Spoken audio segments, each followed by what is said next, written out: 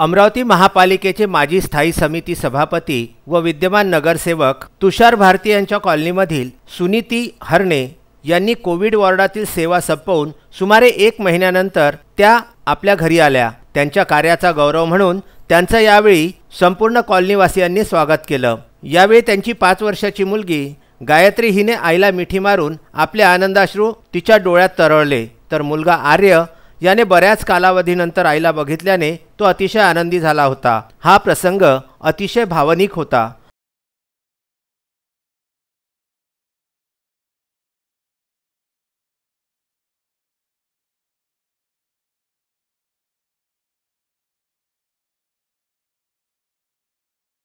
त्यांच्या अनुपस्थित त्यांचे पती सुशील हरणे व त्यांच्या परिवाराने लहान मुलांचा सांभाळ केला, याबद्दल त्यांचे अभिनंदन केले। यावेळी सुनीती हरणे यांनी सर्व नागरिकांना नियमांचे पालन करून कमीत कमी घराबाहेर पडावे असे आवाहन केले। यावेळी सर्वांनी पुष्पवृष्टी व टाळ्या वाजवून सुनीती हरणे यांचे अभिनंदन केले। Vidarbha news bureau, Amravati.